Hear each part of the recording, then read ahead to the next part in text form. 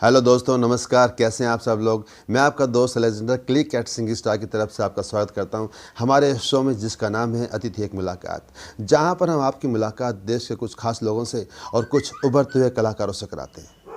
और आज हमारे मेहमान हैं शमीम आलम साहब।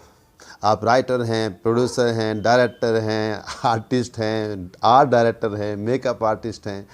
जी हाँ, बहुआयामी व्यक्तित्व के धनी, one and only one, Shamim Alam साहब। शमीम भाई नमस्कार, स्वागत है आपका हमारे शो में।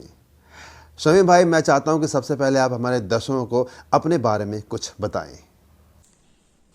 नमस्कार एलेक्जेंडर साहब और सभी श्रोताओं को भी मेरा सलाम नमस्ते। मेरा नाम तो आपने बता ही दिया है, शमीम आलम। और अगर बात की जाए मेरी एजुकेशन की, तो मैंने 10वीं और 12वीं क्लास सीबीएसई से की है और ग्रेजुएशन मैंने इग्नू से किया है, बीएसडब्ल्यू, जो कि कंप्लीट नहीं हो पाया था। मेरा लास्ट के 2 पेपर रह गए थे इसके अंदर।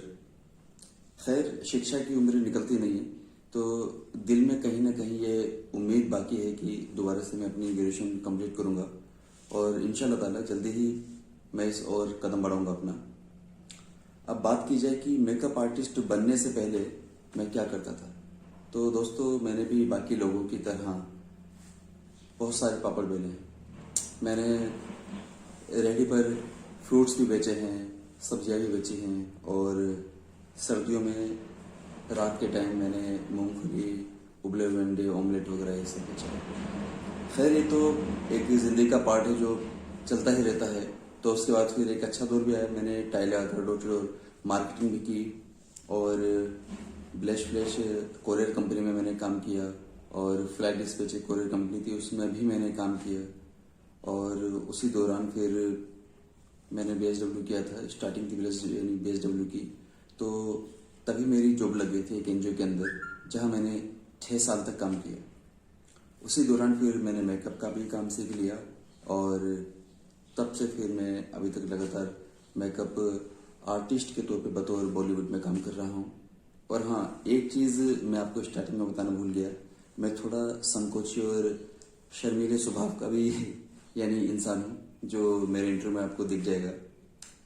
खैर, अगर और मैं बताने लगूंगा तो फिर हमारे पास वक्त तो कम होता ही है, तो मेरे लिए वैसे अभी फिलहाल इतना ही। जी, धन्यवाद।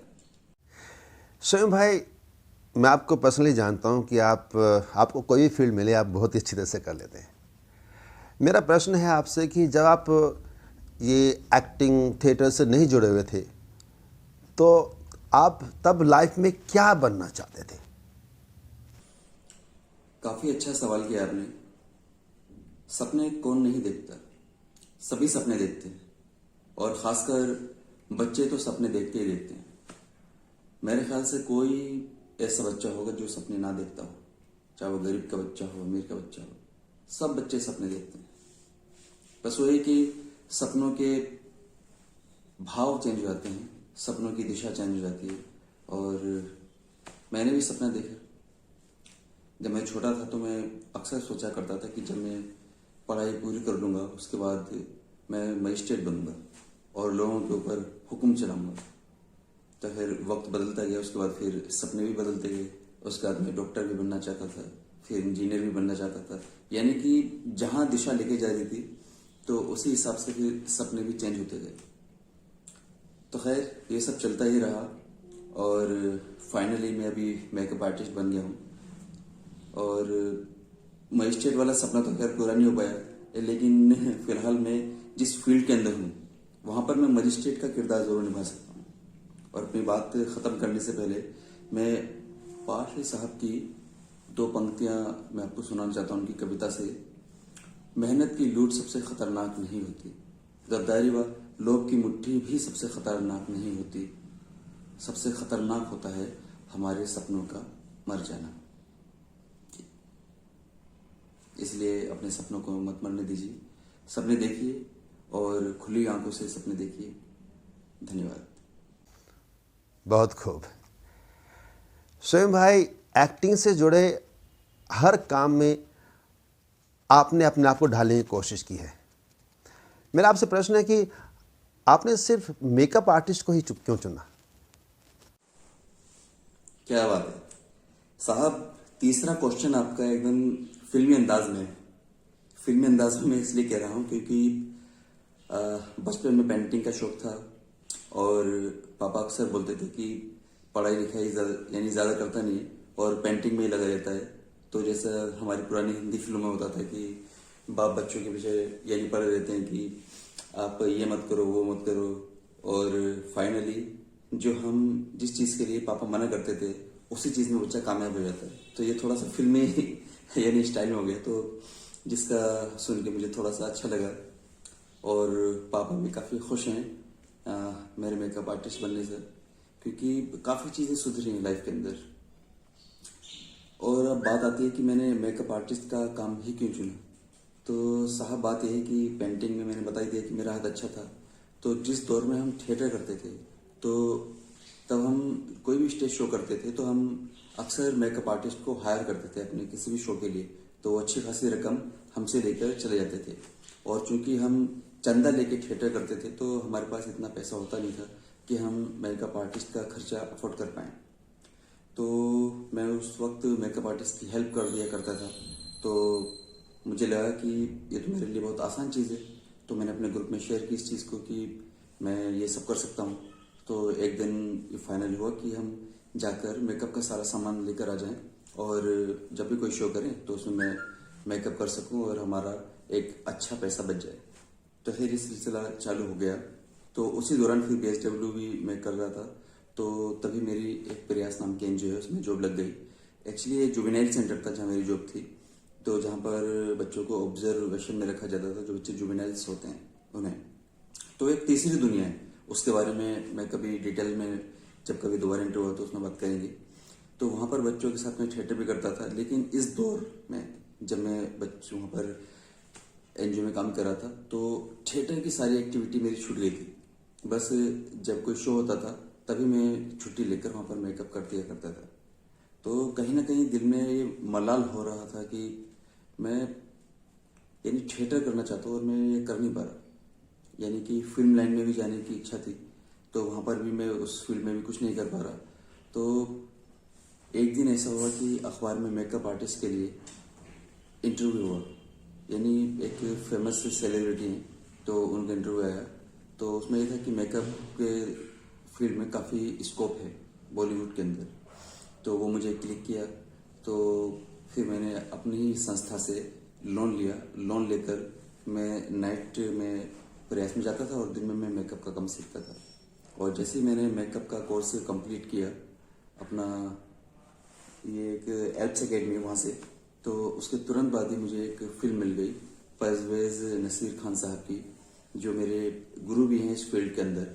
तो उनका मैं दिल से आभारी हूँ और जज़ाकल्लाह, उनकी सेहत अल्लाह बनाए रखे और लंबी उम्र करे ताकि उनकी छत्र छाया में मैं और ज़्यादा काम कर सकूँ। जी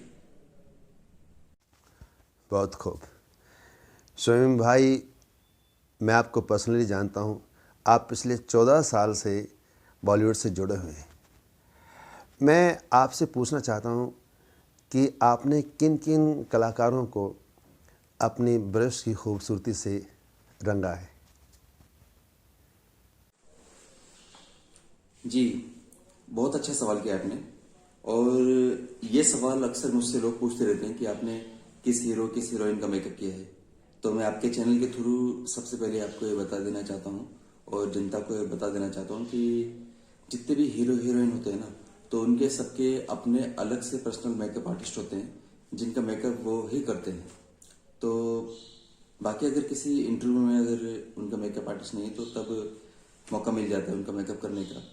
तो उसी तरह से डॉक्टर पलाश सेन जो काफ़ी अच्छे पॉप सिंगर हैं, यूफोरिया बैंड वाले, तो उनका मैं पर्सनल मेकअप आर्टिस्ट हूँ। करीब 4-5 साल से उनकी जितनी भी एल्बम्स वगैरह आई हैं तो सभी में मैंने मेकअप किया है उनका।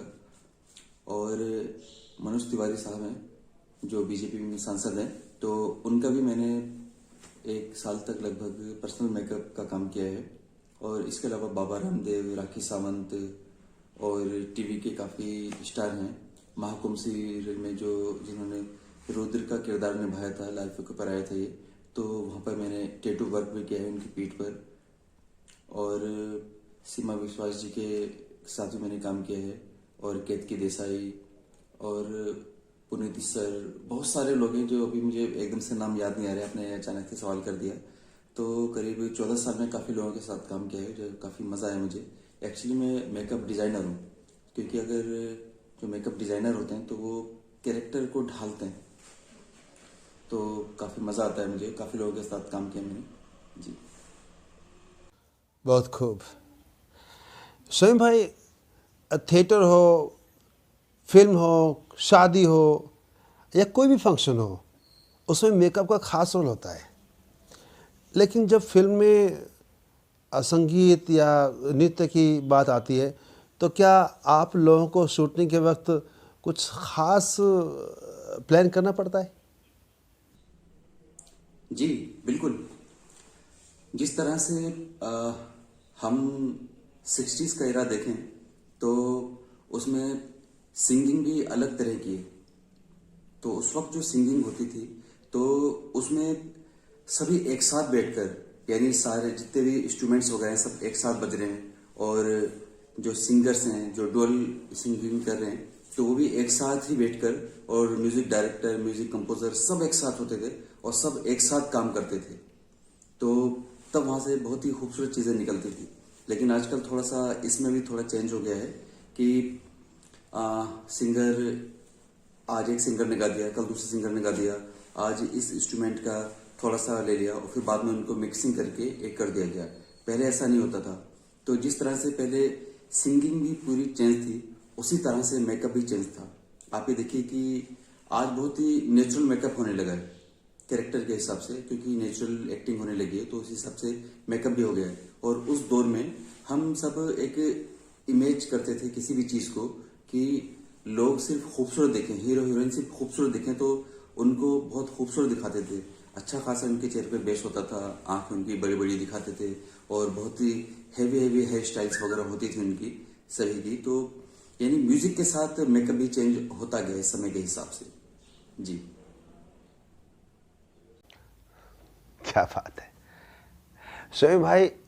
गोल्डन इरा फिल्म के दौर में जो मेकअप होता था और आज जो मेकअप होता है, उस दोनों तरह के मेकअप में आपको क्या खास अंतर नज़र आता है? जी बहुत सही सवाल किया आपने।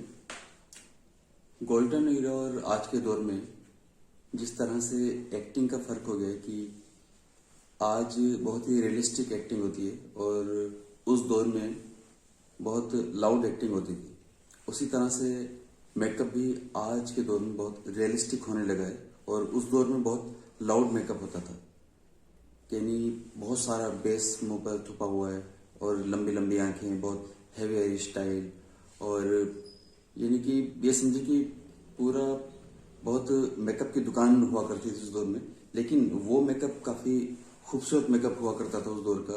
जिस तरह से उस दौर के गाने बहुत अच्छे होते हैं, उसी तरह से मेकअप भी काफ़ी अच्छा था। मुझे पर्सनली काफ़ी अच्छा मेकअप लगता है, क्योंकि वो बहुत क्रिएटिव मेकअप है। और आजकल तो मेकअप में कुछ बहुत ही नेचुरल चीज़ें होने लगी हैं कि जैसे इंसान का चेहरा है उसको वैसा ही दिखाना है, अलग से उसमें कुछ नहीं करना। बाकी प्रोस्थेटिक मेकअप जो है उसमें काफ़ी चेंजेस होते हैं, जिसमें चेहरे को ही एकदम पूरा चेंज कर देते हैं। वो कैरेक्टर के हिसाब से वो एक अलग चीज़ है। लेकिन मुझे गोल्डन इरा का जो मेकअप है वो काफ़ी पसंद है, क्योंकि उस दौर के मुझे गाने भी पसंद है और मेकअप भी पसंद है जी। बहुत खूब स्वयं भाई। मैं आपकी कामयाबी के लिए ऊपर वाले से दुआ करूंगा। स्वयं भाई, मेरा आखिरी सवाल, ये जो गोल्डन दौर के ज़माने का कौन सा गाना है जिसका मेकअप आपको सबसे ज़्यादा पसंद आया? जी बिल्कुल। आपके इस क्वेश्चन का सवाल मैं बहुत थोड़े से अलग अंदाज में देना चाहता हूँ, क्योंकि ये सिंगिंग स्टार का स्टेज है तो थोड़ा सा चेंज तो मांगता है ना। चंदन सा बदन, चंचल चितवन, धीरे से तेरा यूं मुस्काना, मुझे दोष न देना, जग वालों हो जाऊं अगर मैं दीवाना। हाँ, माफी चाहता हूँ, मैं सुर में बिल्कुल भी नहीं था, लेकिन स्टेज ही ऐसा है तो मैं अपना आप को रोक नहीं पाया। दरअसल मैं आपसे कहना ये चाहता हूँ कि मुझे ये गाना बहुत अच्छा लगता है और मुझे नूतन साहिबा बहुत पसंद है, इसलिए मैंने यह वाला गाना चुना। और मेकअप की अगर बात की जाए तो नूतन साहिबा की डस्की स्किन है और डस्की स्किन वालों पे मेकअप बहुत अच्छा लगता है। और उस दौर में भी नूतन साहिबा के ऊपर जो मेकअप होता था ना, तो वो बहुत नेचुरल लगता था, क्योंकि बाकी हीरोइंस की रिकॉर्डिंग अगर देखा जाए तो रिगार्डिंग देखा जाए तो काफी अलग तरह का मेकअप उनका लगता था, बहुत ही नेचुरल। बाकी सब पे ज्यादा मेकअप लगता था, मैं ऐसा लगता था, वो इसलिए लगता था क्योंकि वो सब फेयर स्किन के थे जी। और आज के दौर में भी काफी नेचुरल मेकअप होने लगा है, तो अगर आज के दौर में नूतन साहिबा होती तो काफी अच्छा मेकअप लगता उनके ऊपर और ज्यादा अच्छा लगता जी। बाकी गोल्डन एरा की तो बात ही अलग है, उस दौर के तो सारे ही गाने अच्छे हैं, कोई सा भी गाना उठा लीजिए आप, लेकिन मुझे ये गाना काफी अच्छा लगता है।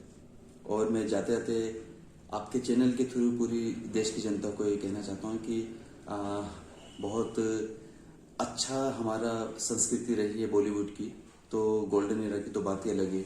और सभी जितने भी सिंगर स्टार यानी इस प्रोग्राम में आते हैं, तो मैं सभी को बधाई देना चाहता हूँ और खासकर बधाई देना चाहता हूँ मैं एलेक्जेंडर साहब को, जो काफ़ी अच्छे होस्ट हैं, और इस चैनल को जो चला रहे हैं अनूप भाई, काफ़ी अच्छे मेरे मित्र हैं और काफ़ी स्ट्रगल करके उन्होंने ये सब किया है।